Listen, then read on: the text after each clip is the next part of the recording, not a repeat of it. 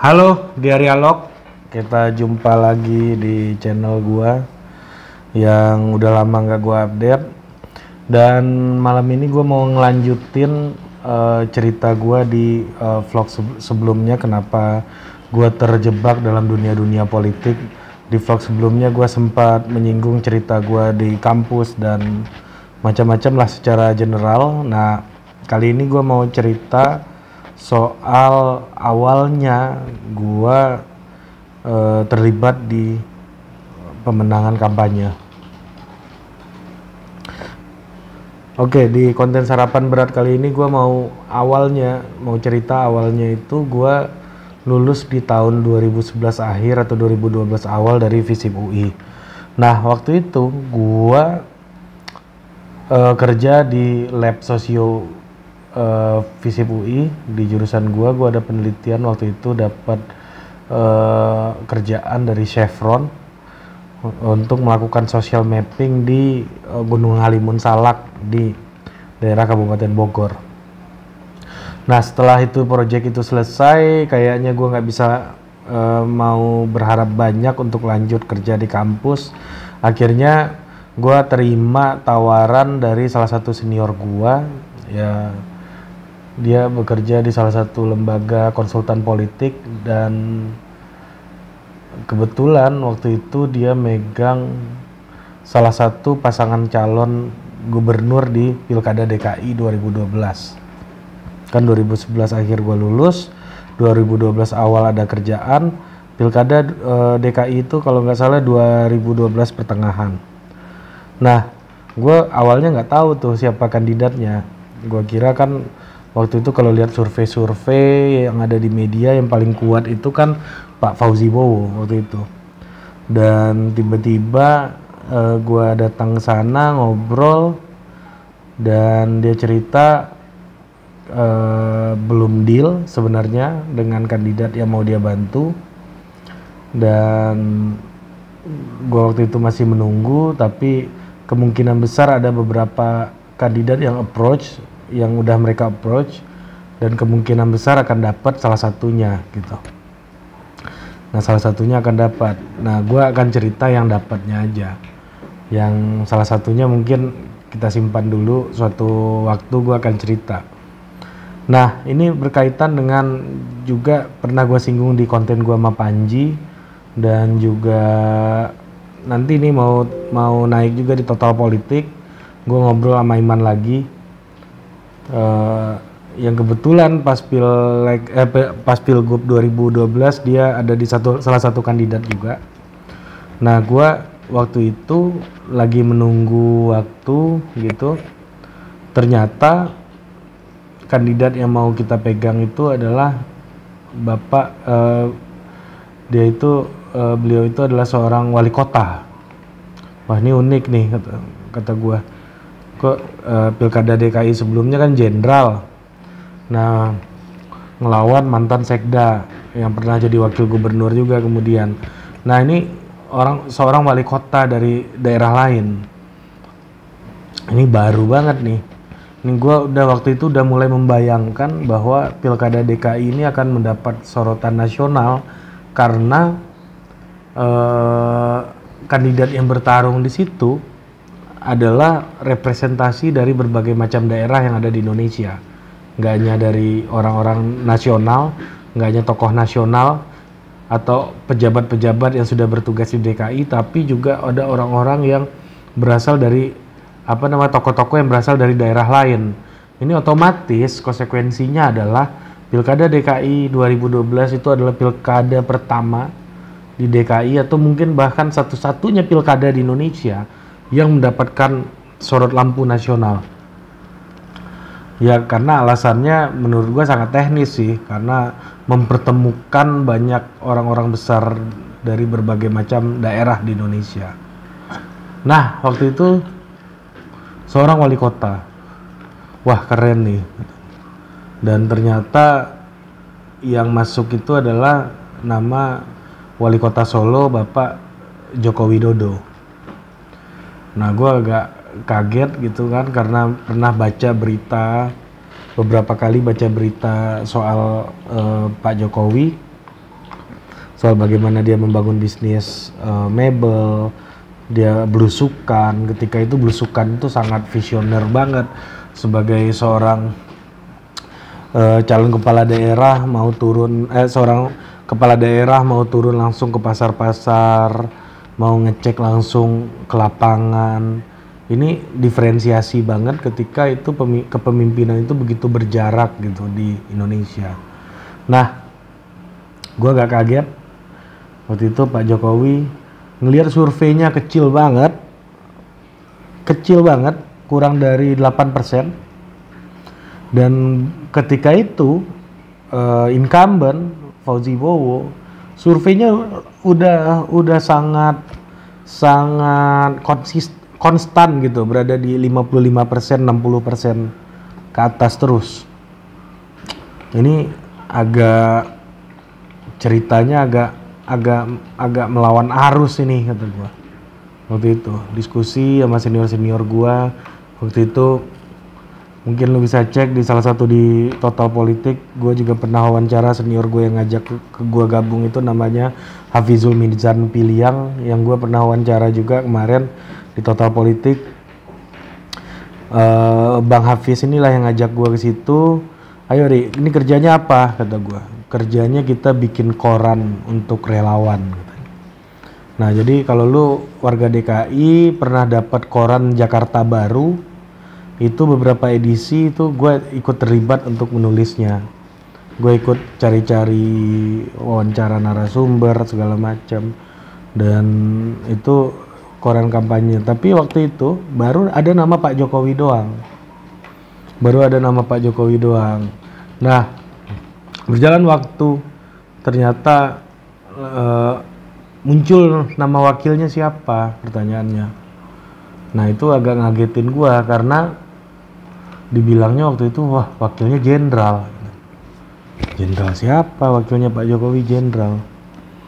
Dia bilang, wah ini udah fix nih kayaknya jenderal. Jenderal siapa ya gitu. Taunya disebutlah nama waktu itu Jenderal Didi Mizwar. Jenderal Nagabonar Didi Mizwar. Nah, jadi info yang awal kita dapat itu adalah wakilnya Pak Jokowi adalah Didi Mizwar. Tapi berjalannya konstelasi politik dalam waktu yang singkat berubah menjadi Pak Basuki Cahayapurnama, Pak Ahok. Jadi nama Pak Ahok masuk, ketika nama Deddy Mizwar udah menguat, nama Pak Ahok masuk. Nah, itu di koran Tempo kalau gue nggak salah dibahas juga bahwa Pak Ahok masuk namanya karena Pak Prabowo yang nenteng. Gitu. Jadi salah seorang Indonesianis namanya Jeffrey Winters bilang bahwa Pak Prabowo ingin Pak Ahok dimasukkan sebagai wakilnya Pak Jokowi agar dia tidak memiliki sentimen negatif lagi terhadap etnis Tionghoa gitu. Jadi nama Pak Ahok didorong oleh Pak Prabowo karena berkaitan dengan kepentingan beliau untuk maju di Pilpres 2014 ketika itu. Nah, kerjalah gue di situ, gue mulai buat menyusun narasi, menyusun cerita-cerita soal Pak Jokowi, mulai berdiskusi dengan berbagai macam expert, pakar gitu ya, untuk merumuskan koran ini yang akan dibagi-bagikan ke rumah-rumah. Nah, disitulah gue mulai mengenal bagaimana kampanye politik itu sebenarnya secara lebih dalam gitu. Mengenal pertama kali lah. Bisa dibilang pertama kali gue ikut kampanye lebih dalam, dan menurut gue Pilkada DKI 2012 itu adalah lab politik atau pilkada yang bisa memberikan banyak sekali lesson learn. Permainan narasi, permainan gimmick, simbol itu sangat intensif dilakukan ketika itu. Misalnya Pak Jokowi nggak mau pakai billboard, tetapi pakai mobil box yang dibawa keliling-keliling gitu. Jadi itu ada perhitungan-perhitungannya semua, karena misalnya billboard memang di Jakarta sepertinya billboard nggak terlalu ini ya punya dampak ya dampak billboard itu sampai hari ini masih besar, tapi untuk konteks Jakarta ketika itu penggunaan billboard pertama sangat mahal, kedua akan sangat sulit sebenarnya billboard itu didapatkan oleh kandidat penantang karena pasti kandidat incumbent lebih siap lah untuk bayar billboard karena pendanaan mereka lebih kuat gitu. Dan berjalan waktu terus juga kita bicara soal sosial media, Pak Jokowi cukup aktif dan benar-benar strategik gitu di sosial media. Lu bisa lihat misalnya kampanyenya Cameo Project segala macam tuh dulu. Dan disitulah gue mengenal bagaimana menyusun pesan kampanye, bagaimana orang-orang itu begitu pentingnya makna sebuah cerita gitu dalam kampanye politik.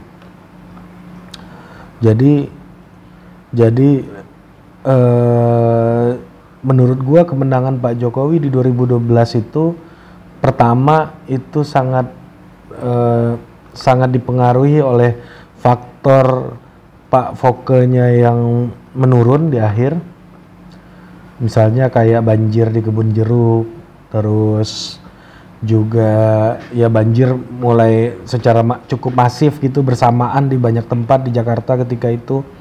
Terus ada lagi serangan dari Nara, wakilnya Pak Foke, Pak Narowi Ramli kepada Pak Basuki waktu debat, bilang haya gitu, yang sangat dianggap sangat rasial gitu ya, sangat rasisme. Sangat rasis. Dan ketika itu gue melihat bahwa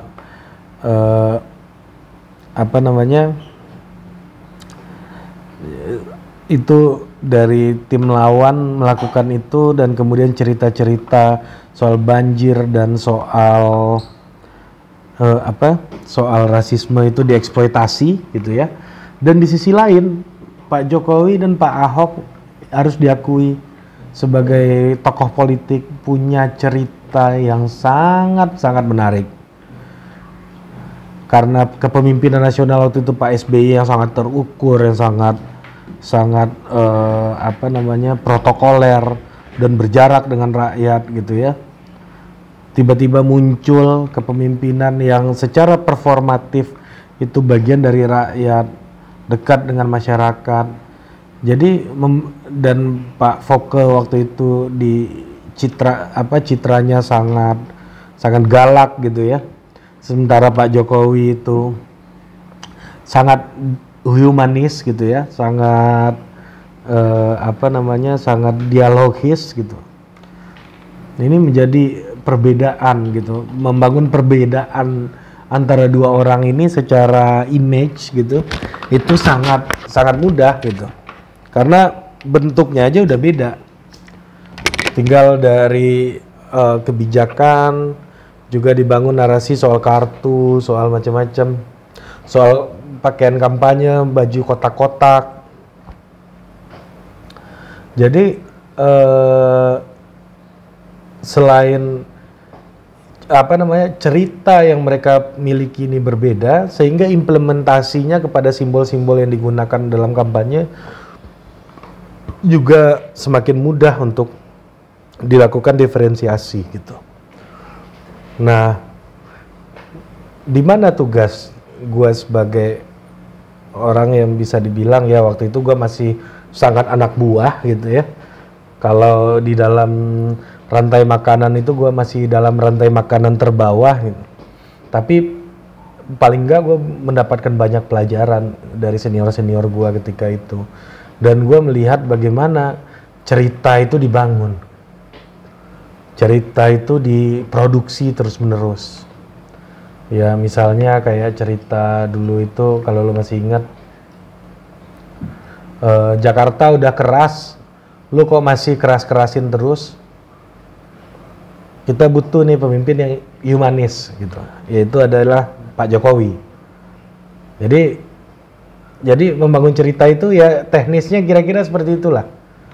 Kita membaca keresahan masyarakat dan dari data-data, dari image yang muncul di media, kemudian dirangkai sebuah cerita baru yang membuat orang yang kita support ini menjadi relevan.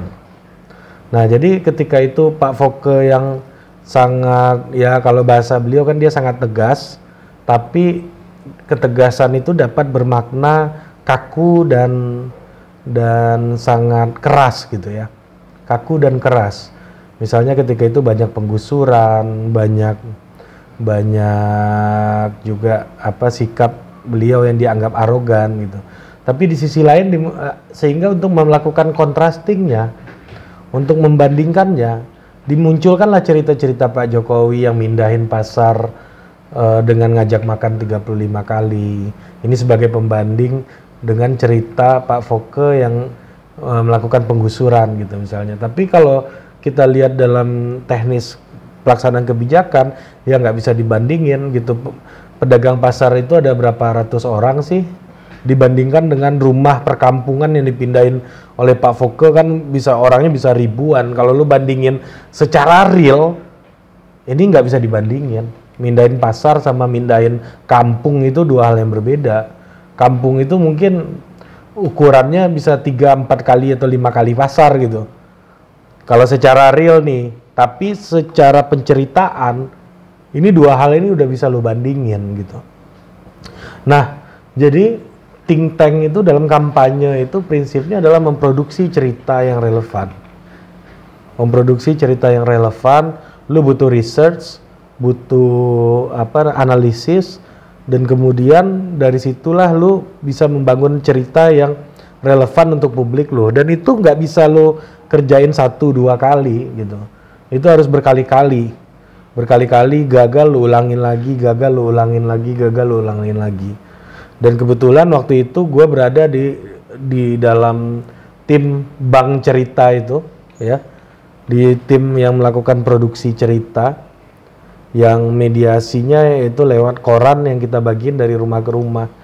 Jadi bagaimana waktu itu diproduksi cerita-cerita Pak Jokowi yang bisa dibandingkan secara kontras langsung dengan cerita Pak Foke. Nah, disitulah kira-kira ceritanya. Awalnya gue terlibat dalam kampanye-kampanye politik. Dan menurut gue ketika itu sangat menarik, sangat visioner. Nanti lu bisa lengkapnya bisa lu lihat di videonya Iman. Nah, ketika itu gue sempat ketemu Pak Fadlizon juga, ya Pak Ahok. Gue pernah beberapa kali nemenin beliau, bukan nemenin sih, ngintilin beliau di beberapa titik kampanye, salah satu di Kampung Melayu ketika itu. Dan gue bawa fotografer, bawa beberapa orang, kita lihat tuh Pak Ahok itu memang sangat ini ya, Pak Ahok yang kemudian jadi gubernur dan punya image yang sangat keras gitu ya. Ketika itu mau nggak mau harus ngikutin line kampanyenya Pak Jokowi yang merakyat, humanis gitu. Tiba-tiba Pak Ahok diteriakin orang dari atas bus, dia nyamperin ke bus, salaman di bus gitu kan. Di mana Belitungnya gitu, ngobrol gitu. Yang mana gue nggak ngelihat cara-cara itu dilakukan Pak Ahok ketika dia udah jadi gubernur baru-baru ini gitu ya, yang sebelum beliau selesai gitu. Cara-cara itu nggak muncul dari Pak Ahok, tapi karena line kampanyenya itu adalah line-nya Pak Jokowi, mau nggak mau Pak Ahok ngikutin ritme itu gitu. Dan tiba-tiba Pak Ahok waktu itu duduk di pinggir jalan mesen pecel. Bayangin, ada orang jual pecel di Kampung Melayu, Pak Ahok duduk di emperan jalan, di trotoar depan gua nih, depan mata gua persis, jarak gua cuma sekitar setengah meter sama Pak Ahok paling ya. Dia duduk depan orang itu, ibu-ibu jualan pecel udah tua. Dia duduk di situ nanya bagaimana kesehatannya, bagaimana ininya, Jakarta gimana gitu. Ibu jualan susah nggak, udah tua kayak gini kok masih jualan gitu. Dan dia makan pecel pinggir jalan. Ya buat gue itu sangat tidak Pak Ahok ya, dalam konteks apabila kita mengenal Pak Ahok yang udah jadi gubernur hari akhir-akhir ini, Pak BTP akhir-akhir ini gitu ya, yang sangat apa namanya milenial, sangat bukan sangat milenial tapi sangat apa ya, sangat figurnya itu sangat inilah bisa gue bilang sangat mungkin sangat keras gitu ya. Orang aja dimarah-marahin di balai kota. Yang muncul kan beritanya itu terus. Dia marah-marahin orang di balai kota, dia apa namanya? Nanggapin orang maling, bilang maling, marahin PNS gitu ya. Yang muncul kan image-nya kayak begitu. Tapi ketika itu gue melihat Pak Ahok itu lain, ngikutin iramanya Pak Jokowi. Nah segitu berpengaruhnya lain cerita kampanye itu juga akhirnya membuat orang-orang yang karakternya berbeda itu mau nggak mau harus masuk gitu. Ketika misalnya yang nomor satunya Pak Jokowi itu harus menjalankan peran tersebut gitu. Mungkin itu dulu, kita nanti nyambung cerita bagaimana setelah pasca 2012 apa yang gue lakukan. Gue terlibat lagi di dalam think tank lain. Mungkin untuk kita berbicara pengalaman kampanye gue di awal-awal kita cukupkan segitu. Kalau ada yang mau lo minta gue bahas silakan komentar di bawah ini. Sampai jumpa.